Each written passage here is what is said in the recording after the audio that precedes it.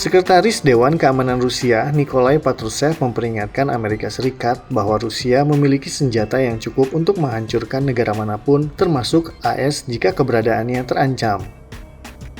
Hal itu dikatakan Nikolai pasca Presiden Rusia Vladimir Putin berencana menempatkan senjata nuklir taktisnya di kawasan Belarusia. Nikolai menyebut kalau Rusia selama ini bersikap sabar dan tak mau mengintimidasi siapapun walau mempunyai power yang cukup kuat untuk melawan.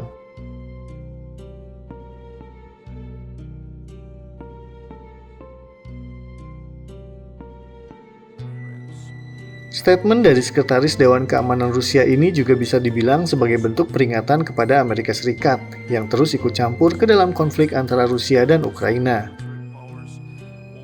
Seperti diketahui, bukan lagi hal yang aneh kalau Amerika Serikat melibatkan diri dalam urusan-urusan negara lain termasuk perang. Dalam kasus Rusia dan Ukraina, AS sendiri tercatat sudah sering terlibat dengan cara memberikan pasukan senjata dan perlengkapan militer. Hal itu diakui oleh Menteri Luar Negeri Rusia, Maria Zakharova.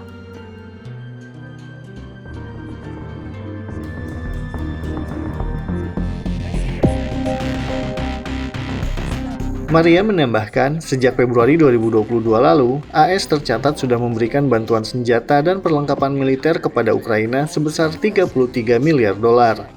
Jumlah tersebut menjadikan AS sebagai negara yang paling besar partisipasinya dalam membantu urusan persenjataan di Ukraina. Coba lihat grafik berikut ini. AS menempati posisi pertama jika dibandingkan dengan 17 negara lain yang tergabung ke dalam NATO.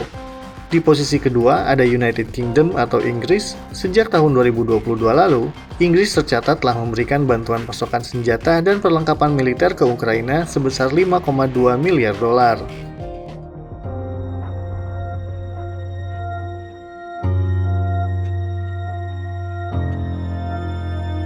Kabar teranyar, UK bakal mengirimkan bantuan tank beramunisi peluru depleted uranium.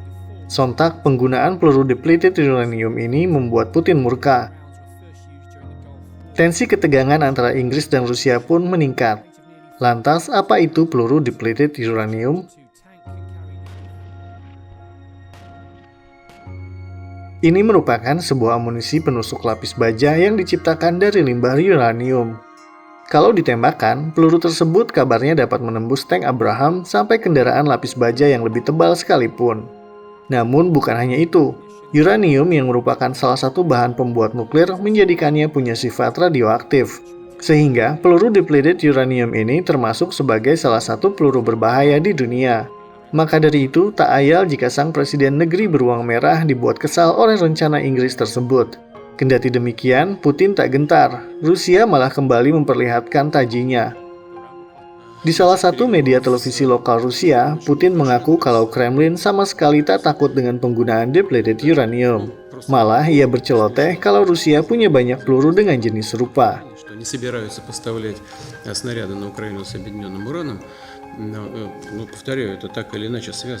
Bantuan militer dari berbagai negara barat ini pun disinggung oleh Menteri Luar Negeri Rusia, Maria Zakharova. Dalam pernyataan resminya, Maria menyebut kalau dana yang dikeluarkan oleh negara-negara tersebut bukan sebuah nilai yang kecil bila digunakan untuk proyek-proyek sosial dan ekonomi di Eropa. Menurutnya, dana yang digelontorkan untuk bantuan militer ke Ukraina itu sebetulnya lebih dari cukup untuk mengentaskan berbagai masalah transnasional.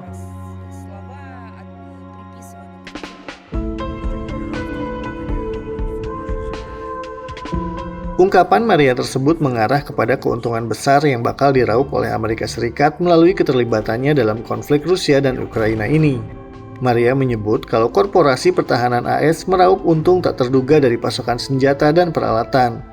Persenjataan kosong negara-negara Eropa diisi kembali dengan senjata baru Amerika, dan anggaran mereka yang habis diisi kembali dengan pinjaman dari Amerika Serikat.